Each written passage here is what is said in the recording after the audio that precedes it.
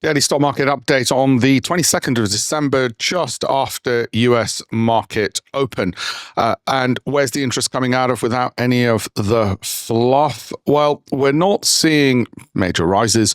What we are seeing, thankfully, is a focus on AI and interest rates. And both of those focuses or foci are positive, in the sense that we're expecting more interest rate cuts next year, so the stock market is not already preemptively exiting. So that Santa Claus rally is likely to happen, as opposed to holiday caution. We're not getting that holiday caution. It's not a rally. It's sort of, you're not going out, you're just going out. But it's holding up, and that's positive. The other aspect being the AI story. Is this really true? Can this really continue? Looks like, yes, it can, with the AI spend, or at least we're not scaring ourselves. The market's not scaring itself with lots of journalists being negative. I guess the journalists are in a good drunken mood during this time of year. That positivity has fed back into the loop of the market, and it means that we're not getting a sell-off, which is the most important thing we're looking for. To use a cricketing analogy, the batsmen are still at the crease. They might not be scoring sixes, but at least nobody's out. Precious metals are ripping ahead. Gold and silver hitting record highs. Now, I only have two insiders with gold. One is a gentleman who came to this country, I don't know, in the 70s and has been buying gold coins ever since, a family friend. He knows far more about it than I do, and he assures me it's going to keep going higher. In fact, off the back of his input, my wife bought some gold coins last December, and I wish she bought a load more. That's the first point. The second one is a person who works in the refining business in gold, so on the industrial business-to-business side. And I asked him, and he thinks 16% more from when I spoke to him, which was about a month ago. So still more to go to the upside. And he said by, I think it was March time, or end of February, March time, he sees that happening, and he says it's Chinese purchasing there. So whilst the headlines are saying geopolitical tension, that's probably because they're opening up their textbooks and reading, why does gold go up? Oh, geopolitical tensions, let's write that down. The actual reasons can be as simple as more momentum and, in this case, Chinese purchasing. Now, the FTSE 100 off a little bit. Don't forget, also at all-time highs. GDP showed some modest growth, not fantastic, pretty anemic. So it's not rising off the back of macroeconomic news. Sentiment, you could argue, could be positive because inflation has come in lower, interest rates have been cut, but it's not growth which is driving it, which concerns me somewhat. But at least it's at all-time highs and it's not sinking. What will happen for next year on the FTSE 100? We'll have a deeper look at that on my various webinars that I'm going to be doing. If you want to sign up for the webinars, it's alpeshpatel.com/latest shares. So off the back of gold and silver all-time highs, you've got names like Rio Tinto, Glencore, which are going higher as well. So the gold and silver producers doing well. Consumer staples, retail names, they're holding back. It's that old rotation. Don't try and invest in sector rotations. They're great for stories and headlines. But if you think, oh, this week the retailers are up or defense is up, so I'll go into those, and next week I'll go into something else. Stockbrokers love you because you create lots of commission for them. Websites love you because you create lots of clicks. And advertisers love you because when you create clicks, their adverts keep showing. But your pension won't love you because you're just chasing your tail and going around in circles. So just hold off on all the sector rotation nonsense. Defense holdings, they continue to do well. As well, a company, this is not Defense Holding, the company's called Defense Holdings. There's talk of sovereign AI contract boosting them. That's in the UK markets. AstraZeneca off a little bit. Healthcare companies generally, in this case, it was off the back of lung cancer trials. Now, I don't gamble on how their various new pharmaceutical products, whether it's them, Eli Lilly, or whoever, are going to turn out, because that's almost impossible to work out. What I look at is the underlying health of the company, and does that hold strong? I don't own AstraZeneca. It doesn't come up in one of our filtered list stocks in any event. US futures were modestly higher, as I mentioned. Tech was what's leading the bounce, and now it's sector rotation back into tech. Nvidia, Apple, Google futures were all up. And people are less worried now about earnings risk. In other words, can they really make these profits? So the market is schizophrenic or bipolar. One morning it'll be, oh, I'm not sure all this AI stuff. I mean, here's the headlines for you. I'm not sure if all this AI spending will ever lead to profitability. The market's overvalued. I think we should go into defensives. And then, and interest rates might have bottomed out. The economy's not doing too badly after all. And then on the flip side, you'll have people saying, this AI thing, there's a lot more spend to come. Just the level of profitability companies are making, the amount they're all spending with each other, it's in the billions. Their profit margins keep going up. Let's go into it. That bipolarity is what you want to stay out of. Either you're in or you're out, but you're not deciding headline to headline. And in our case, we're in. Obviously, oil and energy equities were gaining slightly, partly because crude oil was going up.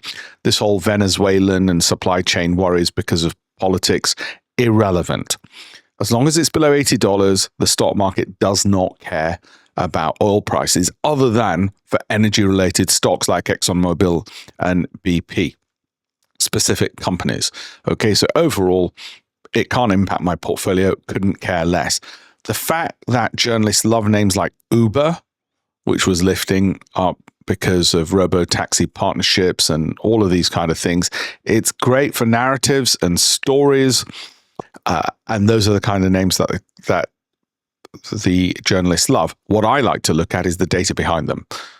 P&L, growth, dividend yield. So if you're going to go by name recognition, which academic research suggests a lot of private investors do, both in terms of companies and in terms of funds, because they don't know what else to look for, then you do tend to underperform. And that's what the research suggests as well. I don't happen to own Uber or Lyft for that matter in any event. Okay, so what else have we got? Big themes. Santa Claus rally, is it going to happen or not? I've already addressed that. It's the batsmen are at the crease. Nobody's been knocked out, so that's fine. Looks like we'll have a relatively quiet end to the year rather than a mental rally by the looks of it.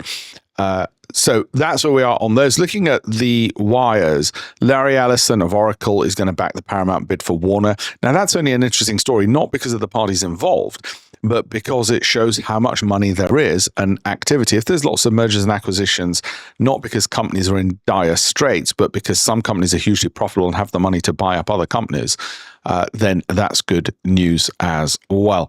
Meta is making a play for podcasters through its Threads platform, which, does anybody even use Threads?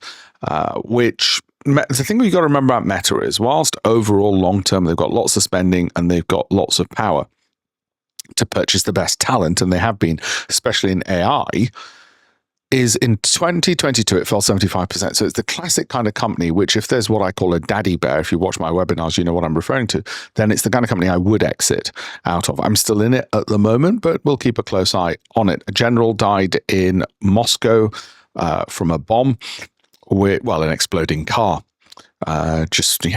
One of those unfortunate Russian exploding cars that they have around Moscow. And it just so by coincidence happened to be a Russian general who died. So there's not going to be peace in Ukraine, which keeps defense spending ongoing.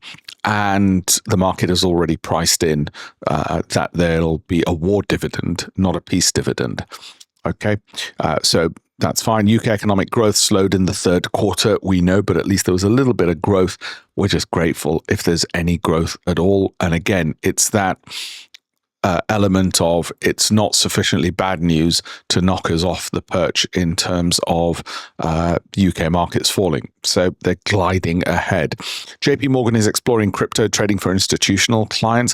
Now, I've got a JP Morgan private bank event in January, and they said at their last one, which was at lovely Claridge's, a couple of months ago, that whilst they can't officially comment on their position on crypto for all sorts of regulatory reasons, they sort of give a nod and a wink that they are really in favor of crypto.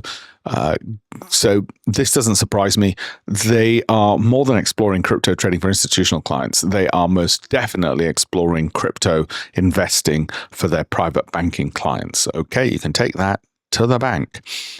AI data center gold rush driven by thousands of newcomers. Now, this is interesting. This is buried halfway down the newswires because the amount of money which is being spent by startups, which means venture capital money, going to startup companies who are then spending it on AI data centers because all these venture capitalists are looking for the next NVIDIA or whatever else, or Microsoft.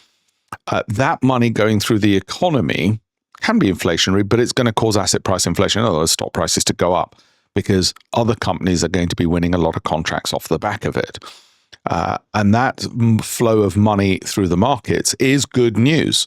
Okay, it is good news. So there are a lot of AI stories, but from all the AI stories I'm seeing, I'll give you an example on Bloomberg. Wall Street is bullish on 2026, but assume it's wrong. That's fair enough, because the one thing that worries me is everybody's bullish. We were this bullish in 2021, December, and 2022 was a down year. So I'm going to keep an eye on those on my weekly stock market updates, and my daily stock market updates as well, for that matter, just to make sure that the momentum doesn't drop off as it did in 2022, which told me, okay, just stay clear. India has got a free trade deal with New Zealand. Why is that important? In a way, it's not. If you're looking at the INDA exchange traded fund, just be careful with exchange traded funds because they have a lot of companies within them. So their growth projection is not as good when you extend forward as you might think. So something like India, if that goes up 20% over the next 12 months, you might think you're over the moon. But in actual fact, there are equities which, with similar volatilities, could give you good returns as well. And you might say, well, okay, it's a diversifier. To some extent, although whilst India has a relatively closed economy, it is still subject to the vagaries of the global economy. America is just so large and casts its shadow everywhere. So it's not the diversifier you think, and it might be worth remembering that this whole thing that your IFA tries to sell you, that don't put all your eggs in one basket, well, actually, the basket's planet Earth, and the eggs tend to move in tandem. We know this from the data. IFAs never look at data, or they don't understand it if they do. So just be careful when they tell you old sloth, which is well out of date. Now, don't forget, if you'd like a free copy of one of my 18 books, that one is at Campaign for $1 Million, or just go to alpeshpatel.com, probably easier just to say that. Go to alpeshpatel.com and you can download it there. I've got a very important request from you all. I say this every time. I do these for free. If you'd like to keep receiving them for free, please just save this video, like this video, and comment. Okay, if you do those three things, this video will go to more people. If it goes to more people, I know it's worth me doing.